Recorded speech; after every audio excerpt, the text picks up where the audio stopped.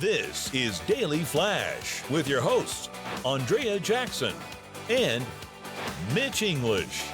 Trending news and entertainment. This is Daily Flash. I'm Mitch English. I'm Andrea Jackson. This is Daily Flash, your source for trending news and entertainment on this 29th of February. It is a leap year. Yeah, you know, I never understood it, and I was like, all right, extra day. I get the concept behind it, but it seems like we could figure something out. Okay, if you did not know this, the thing to know is that leap year exists in large part to keep the months in sync with annual events because according to NASA and the experts, there is not really 365 days a year. That part I knew, right? So the trip takes about 6 hours longer according to NASA. So what's interesting, what would happen without a leap day? Okay. Get this, eventually nothing good in terms of when major events fall. Without leap years, after a few hundred years, we would have summer in November. We would have Christmas in summer. There would be no snow. There would be no feeling of Christmas. Isn't that interesting? How many years? Like in 100 years. In 100 years, yes. it would change that much. Yeah, and this all started back kind of in ancient civilization during the Roman Empire years, and under Julius Caesar, they had sort of a version of it. But what's also interesting is they never have a leap year on an even like a 100 year because that ends up messing with the math. The only time they had a leap year with a 100 or a 000 at the end was in 2000, just to kind of keep the calendar in sync with events. Well, and that year was crazy. Remember, that was the end of the world. Yes. Milk jugs were supposed to explode and everything and all that.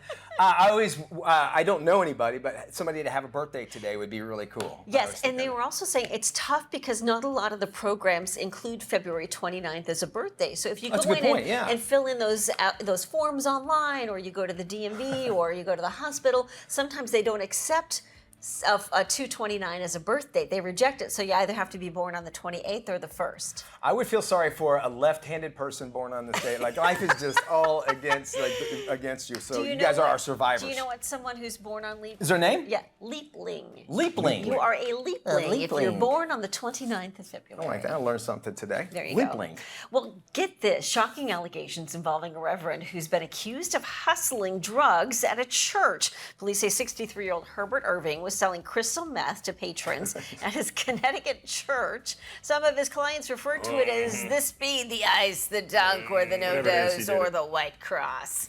I mean, talk about a happy Last Supper, right?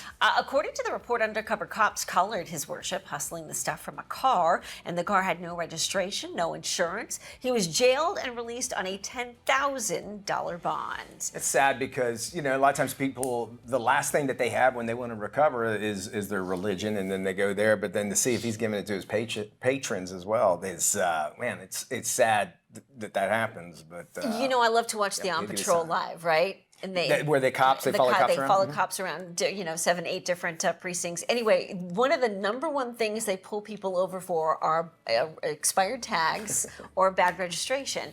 And then once they pull you over, 9 times out of 10, they find more stuff, or maybe a warrant out for your arrest, or who knows what. But that'll get you into trouble more often than not. I guess you got too much to worry about to pay that fee. You're making a lot of money, but all you got to do is get that little sticker on your car, and you probably can get away with it. Here we are giving tips.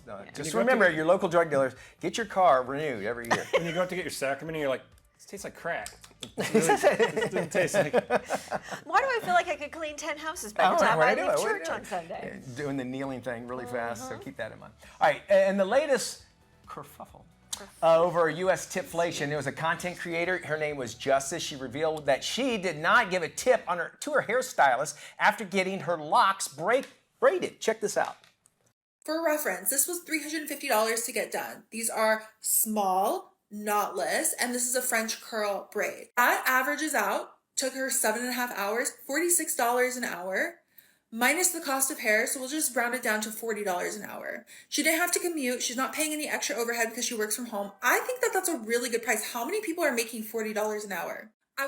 Okay, she's not still wearing that little thing that goes around when you get your hair done. Didn't that what it looked like? I thought that's what it was.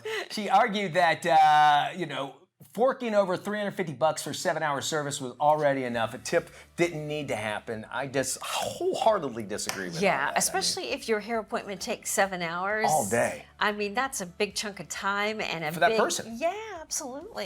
That's all that person's going to make that day, more than likely. More flash, more fun.